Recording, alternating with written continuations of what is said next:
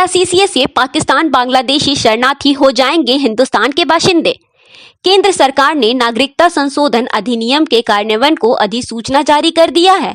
CCA कानून बांग्लादेश, पाकिस्तान और अफगानिस्तान से 31 दिसंबर 2014 को या उससे पहले भारत में प्रवेश करने वाले हिंदुओं, जैनों, ईसाइयों, सिखों, बौद्धों और पारसियों को यहां 5 वर्ष निवास करने के बाद भारतीय नागरिकता प्रदान करने का प्रावधान करता है।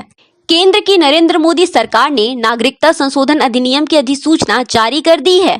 2019 में संसद से बिल पास होने के बाद राष्ट्रपति की मंजूरी मिली थी। देश भर में सीसीए की चर्चा शुरू हो गई है। तो आइए जानते हैं कि आखिर सीसीए क्या है।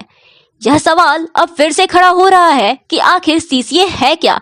गौरतलब है कि सीसीए कानून बांग्लादेश, पाकिस्तान और अफगानिस्तान से 31 दिसंबर 2014 या उससे पहले भारत में प्रवेश करने वाले हिंदुओं, जैनों, ईसाइयों, सिखों, बौद्धों और पारसियों को यहां 5 वर्ष निवास करने के बाद भारतीय नागरिकता प्रदान करने का प्रावधान करता है।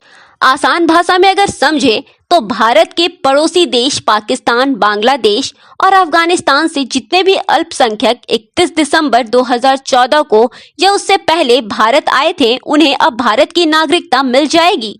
ध्यान देने वाली बात यह है कि उन देशों में जो अल्पसंख्यक की गिनती में हैं, उन्हें भी यहाँ की नागरिकता मिलेगी। सीसीए को लेकर बड़े पैमाने पर विरोध प्रदर्शन राज्यसभा द्वारा 11 दिसंबर 2019 को सीसीए पारित करने के बाद राज्य में बड़े पैमाने पर विरोध प्रदर्शन हुआ था, जिसमें आंदोलनकारियों की सुरक्षा बलों के साथ तीखी झड़प हुई थी, जिसमें प्रशासन को कई कस्बों और शहरों में कर्फ्यू लगाने के लिए मजबूर होना पड़ा था।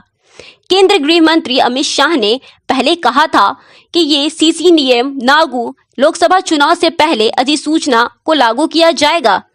असम में भी सीसीए को लेकर भारी विरोध प्रदर्शन। असम में संशोधित नागरिकता अधिनियम को लेकर कई दिनों से भारी विरोध प्रदर्शन किया जा रहा है।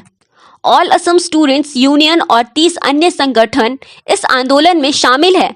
विरोध प्रदर्शन को देखते हुए असम के मुख्यमंत्री हिमंत बिस्वा शर्मा ने साफ कर दिया है कि यदि राजनीतिक दल अदालत के आदेशों का उल्लंघन करके बंद आहूत करते हैं तो उनका पंजीकरण रद्द हो सकता है। शर्मा ने पहले ही कह दिया था कि यदि 2019 के संशोधित नागरिकता नियम की किसी भी विरोध को सुप्रीम कोर्ट में ले जाया जाना चाहिए और सड़कों पर विरोध करने से कोई उद्देश्य पूरा नहीं होगा, क्योंकि कानून पहले ही बन चुका है।